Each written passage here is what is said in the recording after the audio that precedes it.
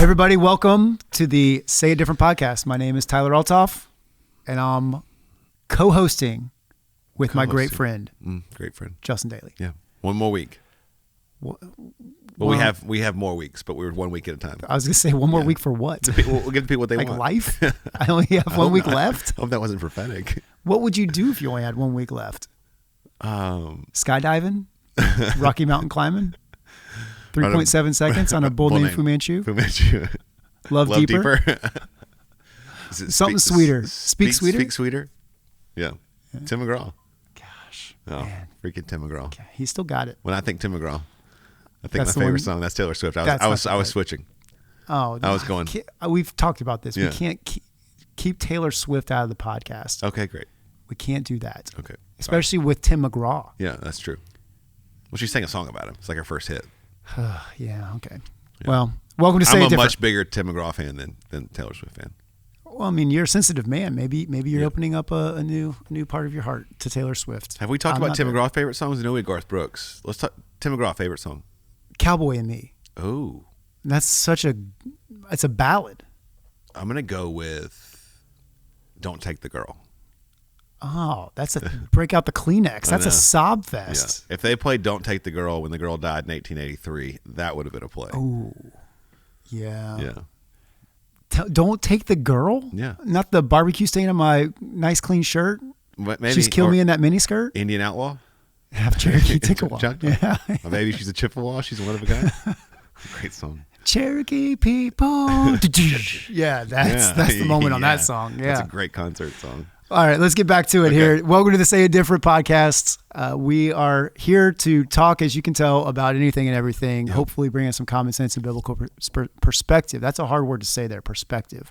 But perspective to the issues that we're all processing. And we're just hoping that our conversation today can help yours.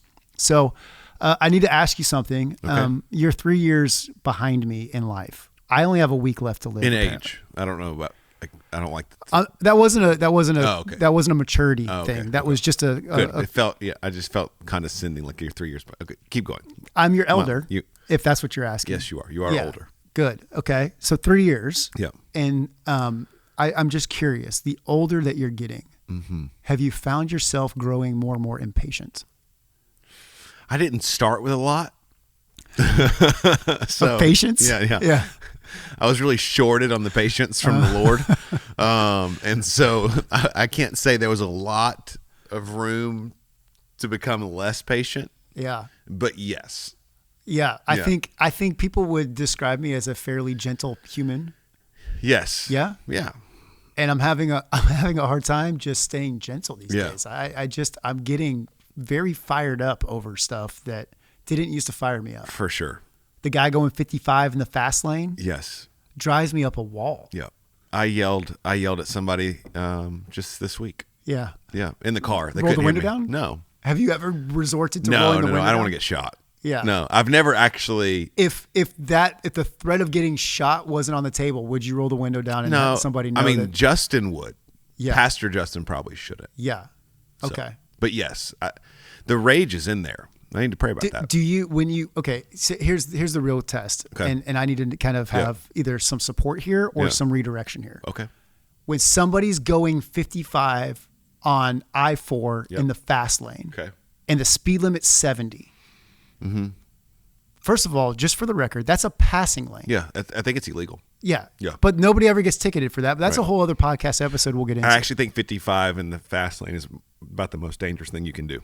Okay, good. Yeah. We're on the right track here. Now, you get behind that individual and they're not moving over. Like the move is you get right up on them as close as you safely can so that they get the hint, they get over it, then you go by them. Yeah.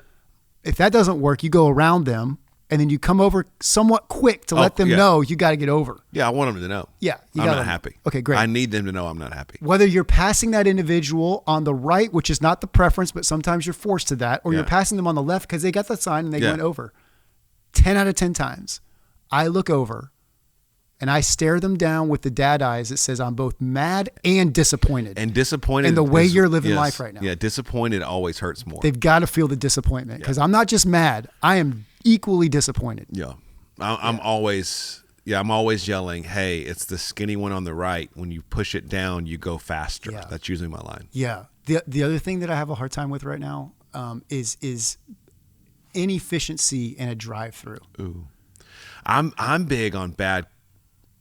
I'm very, very impatient because I worked as a server and worked in some food service stuff. I'm very, very impatient when it comes to poor customer service. Yeah. And I'm also, I love to tip. I love to be generous. I have my favorite server at every one of my favorite restaurants that I literally text before we go. So I love that interaction. They feel like they're a part of the meal. I love to take care of them.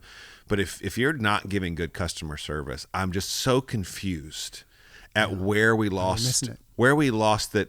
Yeah. Like, this was the entire purpose of what you get paid to do is to like serve food. You strike me as the kind of person that's not afraid to maybe pull Billy as he's struggling being your server aside and just coach him up a little bit. Can we share the Cracker Barrel story, or is that too far? Well, I think we're already halfway there. Okay, this was about 10 years ago?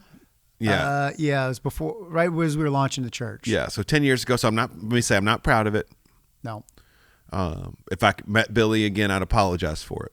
Yeah. But we're at Cracker Barrel, and back in the day, I was a huge Cracker Barrel fan. Still am, just not one close enough to go a lot. But I was at Cracker Barrel at least once a week. Yeah. Yeah, I was an aficionado. You were a big fan. Big fan.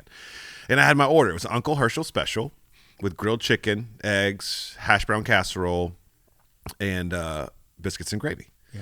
And on the menu, it was fried chicken, and I'd always sub grilled chicken because I was concerned about my figure. Yeah. Well, you still are. And not as much as I used to be. But yes, big into working out, so I'd get grilled chicken. Well, Billy told me that grilled chicken wasn't a possibility. So then I told Billy, I've probably been here longer than you have. Billy is the server at Cracker Barrel, who is, just for a picture here, probably late 60s, early 70s. He was grumpy. Yeah. Well, yeah, I think I'm 30 years away from So Billy. He told me I couldn't do it. And I said, well, could you find somebody that could? Because I know that you can. Yeah. And he said, no, sir. And I said, Billy, I think we understand why you only have 1 star on your apron and not 4. Yeah. Because they have a 1 through 4 star system at Cracker Barrel. And I said, I think we understand why you've never gotten bumped up to the 2 star. It's attitudes like this. Yeah. He coached him up. Yeah. And then he went to get our coffee, and you said Billy's going to spit in our food, and we went and ate Chick-fil-A. Yeah. Yeah. So we should probably leave because I don't think it's going to go well from here. So we left $10 both for the coffees and for the tip, and we left. My middle name is not Nostradamus, but I could see the future on that one. I don't even know that reference. Yeah. No, Nostradamus? No. Yeah. He read the stars. Oh, wow. You're so Fortune educated. Fortune yeah. So to be very clear, I wish I could go back and apologize to Billy, but Billy did not bring his customer service to the table that day. And I think it's accountability. It's accountability. Somebody should have helped him. It just shouldn't have been me in that tone. Definitely not the tone, No. but the words were not incorrect. I don't regret anything I said. I just should not have been the one to say it. Sometimes you can say the right thing the wrong way. The wrong way. Yeah. And I did. Yeah. And I'd like to apologize. Billy, if you're alive and listening, hopefully you got the 2 stars. Oh, if Billy's listening, please, Billy, reach out. Yeah. I would love to have you on the podcast. Yeah, I'd love to have Billy. And hopefully he's at least 3 stars a decade later. I wonder if. But if his service didn't get any better, he's probably fired. What if that day, and he came back to an empty table, and that shook Billy so much. What if he owns Cracker Barrel? That he's running one. Yeah, he's running Cracker Barrel right now. I guarantee you it's a terribly And that was the best day of his life. He's going to reach out and say, I would love to be on the podcast to thank the man that told me I was only a 1 star. And those words. Won't God do it? It's a Disney movie in the making, and I can't wait to help with it. I'm here for it. On a serious note, there's 2 random thoughts that legitimately I just want to kind of bounce off you to kind of get what you think. They're not necessarily these deep biblical thoughts. They're just a 42-year-old trying to kind of like process and understand life a little better thought. The first thought is I feel like in life there's 3 pillars to our life: our health, our finances, our marriage and family. Okay. And all of these areas constantly get squeezed by life, by the enemy, by attack, whatever you want to call it. And I think that there's one of those 3 areas that consistently get attacked in life. I don't know if it's like grace to cover 2 of the 3, but they all have a squeeze because they represent. So you're saying at certain times there's at least one. I think there's one that's consistently throughout our life that's constantly getting attacked. Yep. The louder, the harder, the stronger than the others. Okay. So they're always getting a squeeze because I think those three pillars, I'll call them, represent the things in life we can't control. Okay. We can't control our finances. We can't control, to a certain extent, right? We can't control our health to a large extent. We can't really control our kids and our spouse's behavior and that sort of stuff. Now, we can certainly be involved with those things, but right at the end of the day, you can make investments that produce common results in all of them, but you're not in control. I'd agree with that. Right. Okay. Good. And I know maybe there's some like word of faith people that are losing their mind over this that are saying, if you just speak it, you don't have enough faith. You're not speaking it enough. But my theory is that there's one of those three that constantly are just kind of getting attacked. And I'm not saying that we have to accept that. Yeah. So like if I look at my life, of those three, finances has kind of been what has been the tightest squeeze on my life since I've been married. Mm-hmm. And we have certainly grown and we've certainly strategized and we've certainly gotten better with that. But it's almost like I just kind of at times when something happens in that realm, it's like, I'm not surprised by it anymore. Okay. And if I look back at the journey that I've taken on that, I can see that my faith has actually grown throughout the attack, which is the nature of the beast with that, right? If we're responding to it the right way. Yeah. So all of that to say, I feel like if we're as Christians, if we're not 100% blessed, does that mean there's a faith issue, or does that mean there's something wrong in my life? Does that mean there's something off? No, I mean, Jesus promised it. Paul promised it. What we endure, we don't get the resurrection without the crucifixion. We don't get the eternal reward without the earthly suffering and sacrifice. Jesus said, in this world you will have trouble. No, I mean, the challenges are not necessarily a representation of good or bad. That's just part of life. I mean, we're going to face challenges. Yeah. How we respond to them, how we allow our relationship with God to be grown and cultivated in those is really the goal. So no, I don't think that if you have challenges in any of those areas or in any area, that means that you're in direct opposition to God's plan or you are doing something wrong. No. Yeah. I also feel, and again, this is not based on Bible. This is based on my reflection in life. But I also feel like there's something with those three big things: marriage and family, finances, and health. Mm-hmm. If there's an awareness to where the enemy consistently attacks you at, because the whole design is to get you to be divided if it's your spouse on whatever those issues are, or to divide you from God with your faith, or divide you in your own confidence and belief just in life. Yeah. I feel like if I can define it and understand it, then I can kind of like attack it a little better. Right. So like for me, I look back at 10 years ago was probably the toughest time. We had just moved here to help plant a church, and we're living off of, at the time I'm a teacher at Lake Mary High School here in Seminole County, living off of that salary, which I don't know if you know this or not, teachers don't make a ton of money. And we were just really, really to the point to where there was a month where we had a car battery die, and I had no idea how I was going to buy an $80 car battery. That's just how tight things were. It was either like feed my family or buy a car battery. And the next day I go to my small group at the time, and a guy in that small group walks up to me at the end of it, and he hands me $100 bill, and he says, "God told me to give this to you. So I don't know why, but if God tells me, I'm going to be obedient to it." And that's how we bought the car battery. That's crazy. And those are like the moments. I can afford a car battery today. Yep. But those are the moments that have happened throughout the course of kind of this struggle, I'll call it, in that area, that have given me the right amount of faith, so I can accept when it happens. Yep. Because now I have faith to overcome whatever that attack is. Well, I think that's the point, right? I mean, the enemy is attacking those areas because they're areas of control.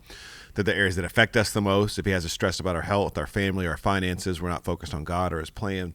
So his his challenge or his objective is to destroy us there, and God's job is to use those to make us stronger and develop our faith. And so for me, it's been the attack on family, whether it be health or decisions or my boys.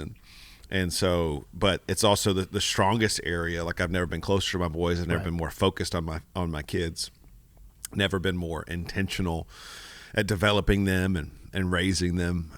And so I think a lot of times the enemy overplays his hand. Like, he was trying to get you all to give up on your call here, to stress you out where you took control and matters into your own hands.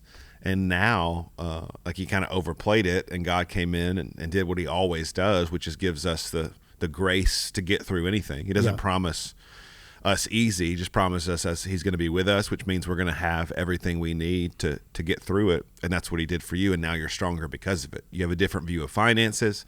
You have a higher level of trust in him, and you're actually better because of it. Yeah. Like, I guarantee you, your budget, you and Kelly, your budget's better, your planning's better. Like, your 100%. Your projections are better because you know what it felt like not to be able to do that, and you did that based off of a sacrifice because you were following a call, not because of poor money management. But even going forward, you're like, I know what it feels like to be this, and I'm going to do whatever it takes to not only pursue God, but to make sure I don't get back in this spot. Yeah. And so. And the same with me as a dad. Like, I'm never gonna take it for granted because of how much pain and loss and stuff we've had to walk through. Yeah, yeah. I'm curious about how do I tell the difference between testing and, is the right word, judgment? How do I know the difference between? So you were just saying we didn't make poor decisions that got us there. So that'd be like consequences. So what's the difference? I would say there's temptation, which is from the enemy. Yeah. There's testing, which is from God. Yeah. And then there's blessing from passing the test, or blessing from passing the temptation. There's consequences from failing. Yeah. Right. So like, right. How do I know it's a test and not a consequence, or not a? The difference between test and temptation is a test is something that you pass or fail to develop you. God will never tempt you to sin. So any test from God, one of the options is not sin. Yeah. The enemy tempts us with a decision that if we make that decision, we're falling into sin. Temptation is not a sin, because if temptation was a sin, then Jesus would have sinned. And the Bible is very clear that he was tempted by the enemy, but he was without sin. So we cannot confuse being tempted by something and not acting on it as sin. That's not sin. But the temptation will lead to sin. A test will just lead to staying where you are, maybe taking a step back in God's plan, or taking a step forward based off of how you handle that test. Yeah. Does that make sense? Yeah. No, I think it's good to kind of distinguish some of that stuff. God does not send temptation.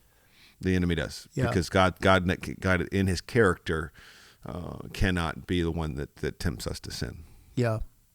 Okay, great. The other thing I wanted to run by you, is, again, at 42, we are in the stage of midlife. Yeah. Mm-hmm. And there's what the world calls a midlife crisis. Okay. And typically at 42, you've got a couple of kids, trying to figure out how to parent them. And those kids are either going to pick up your like habits or and go the same direction that you're going, or they're going to blaze a new trail. Right. So I feel, again, this isn't Bible. This is just me trying to kind of like get your perspective on this. Mm-hmm. I feel like the midlife crisis is actually everybody's moment where they're confronting generational sin or generational curses or whatever you want to call that, which is biblical. Mm-hmm. And you're either going to confront it and blaze a new path because you're looking at your kids, you're looking at your family thinking, I want them to be different. Yep. Or you pull back and you don't want to fight it, you don't want to attack it, you don't want to confront it. Yep. And that's when you end up buying the red Corvette and making all sorts of terrible decisions because you're running from it, right? Little Red Corvette by Prince. Great song as well. Yeah, not as good as Tim McGraw's The Cowboy. Red Ragtop, I think is the song you're looking for by Tim McGraw, which would have been Red Ragtop is a great one. Yeah. And I was trying to think of I'm Gonna Live Where the Green Grass Grows. Oh yeah. What's the name of that one? Where the green grass grows. There it is. That's another great one. Yeah, that's another great one. I really think, I agree with you. Generational sin, generational consequences. I think the psychological deal is that at a certain point we have the same amount or less life in front of us than we do behind us, and instead of it's the reason we're at our age and human like condition. At a certain age, we're building. Got to build this, got to grow this, got to become. And then at a certain point, you start reflecting. Yeah. And you become more retrospective. And that causes you to look and be like, not what am I doing, but what am I leaving? Yeah. And so then it's like, what am I leaving? Like, what things am I passing on? Finances, inheritance, generational sins, habits. So I really, that is the mind game or the emotional wrestling, because it's a change in perspective of not just what am I doing for me, now what am I leaving? Kids, legacy, inheritance, business, generational habits, all of those things. I think it's because it's literally we come around the corner, right? Like we've crested the hill of, at a certain point we have more behind us than we do in front of us, and I think that changes our mind, our emotions, and even our spirituality. Yeah, maybe it's because I only have a week left that I'm so in tune with all this. Yeah, you know? I really think it is. It's because we're more aware of just the quickness of life and the impact that we have shorter time. So we change our focus if we're healthy in a way that's not as focused on us, but it's focused on others, and that's a pressure that's tough to. Does that take happen, that responsibility. Does that happen naturally, or like part of me thinks, okay, God designed marriage. He designed children. Mm-hmm. So much more than just procreation and populating the earth, right? Like that whole process teaches me how to be unselfish and think about others and think about generations the way that God does, or slightly like God does. For sure. In a way that I have to experience that. For sure. No, marriage is a picture of our relationship with God. I think family is the same. I think what you just said, I think kids are the same. Not even if you're listening or watching and you don't have biological kids, it's still spiritual kids. Like, they're still people you're raising up in the Lord. And so I think for sure there is a picture of a intimacy and authenticity in a marriage, of a dying to self to serve somebody else in marriage. Yeah. And there's a generational aspect to kids. I mean, for sure. Now that we have kids that are getting older, and hopefully, one day we'll be here and have grandkids, you definitely see how your actions affect, how your investment of time affects, how your investment in finances, you talked about earlier, affects you start to think, this thing's bigger than me. And I think all of those are a picture that God's giving us of a small picture of what an eternal perspective looks like. Yeah. What's really tough as kids get older is, and what really helps understand specifically some of the Old Testament stuff with God and Israel, and where God's saying, I've done everything for you and you still are worshiping idols, is oh my gosh, watching your kids as they're becoming teenagers and trusting them to kind of do the right things. Yeah. And it's like, I know that I've taught you the right things. Yeah. No. What is the disconnect? Gosh, it's such, watching kids, for me, kids, whether yours or somebody else's, watching young, like people that you love. Yeah. Like, you understand the heart of a father, even if you're a mother, like God's heart for his kids and how much you unconditionally love them. Yeah. But also you understand how much grateful I am for God, for his grace, because of how stupid our kids can be, or how the decisions, not necessarily our kids specifically, but just in general, we see, gosh, how much we break, our God or our Father's heart, how much, I know he doesn't stress, but like, come on, you're doing this again. Like, we see it with Israel, but I think sometimes we read it and see it with Israel or with God's chosen people in the Bible, and we kind of just say, well, they were being stupid. But I think when he gives us this picture of family, because we see, it helps me see myself in those stories. Totally. Like, that's me. Totally. I am that son. I am that prodigal. I am that doubter. I am that one that you just told me to do this, and I just did the opposite thing. It also helps me understand the level of love that I'll never match God's love, but it helps me understand the level of love that God has, that if my son were on death row for murder, I would still love him. Yeah. And I would still want the best for him. And I would still visit him, right? There's just nothing that he could do that would ever cause that to stop. No. I think that should be all familial relationships, in a sense of I'm never going to stop loving you. Now, there are consequences to actions, and there's probably some really dark stories out there that change boundaries, change relationships, all of those things. But as far as wanting the best for those people that we love the most, I think that is a picture of God's heart for us. But I think all three of those things, to circle back, all three of those things are attacks, because they're things that they're attacks and tests. Attacks from the enemy and could be tests from God, and all intertwined, because they all wrestle with that idol of control. Yeah. Like if I work out and I eat everything right, I'm going to live forever. No, you may not. Yeah. Like you're not in control of your health. If I do all the right things for my kids, they're going to grow up and they're going to love Jesus and be great difference makers. Maybe not. When it comes to your marriage, I'm going to do all these things, and I'm going to have in my finances, I'm going to save, and then a stock market or a house or whatever. I think if you don't invest in those things, you'll always get poor results. Right. But if we do invest in those things, we may not get the results, but that shouldn't stop us from investing. That's the difference in what all I can do and then the results is where faith comes in. I think that's why all three of those are such big camps of expectation and pressure and control. Well, I can tell you the two things I'm leaving behind: a love for Tim McGraw and an understanding of how to drive on I-4. Yeah. Gosh, Tim McGraw's great. Great concert. Average actor. I haven't seen his concert. I've seen him like 3 times. Best concert you've been to as we get ready to wind down?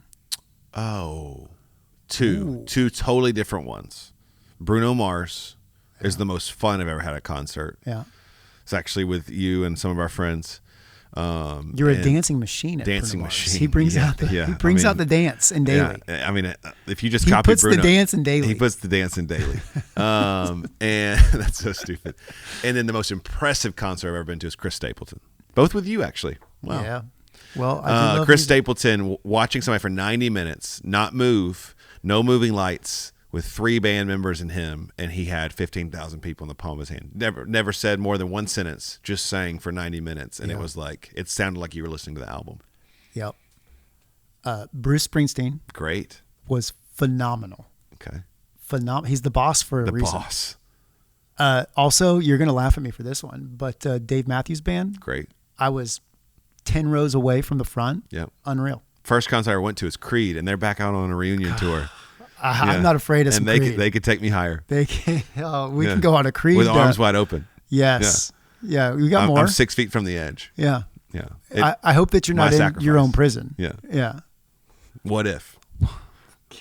What if I? Yeah. Oh, man, Scott Strapp. Scott Strapp. Yeah, I think so. Yeah, great. I'm glad he's getting his life back together. Let's book our That's tickets. Great. I bet they're cheap. Let's do a Say It Different meet and greet at a Creed reunion tour concert. With Creed in the background. With Creed in the background. And we're meeting all of our dozens of fans. Now we're talking for season 2. Now we got some ideas. That's We're going to launch season 2 at a Creed reunion tour. Yeah, that's good. Well, let's wind it down here. Why don't you try the close? 5 stars or nothing. Like, subscribe, share to the Say It Different podcast. And vote if you think Tyler's a good co-host.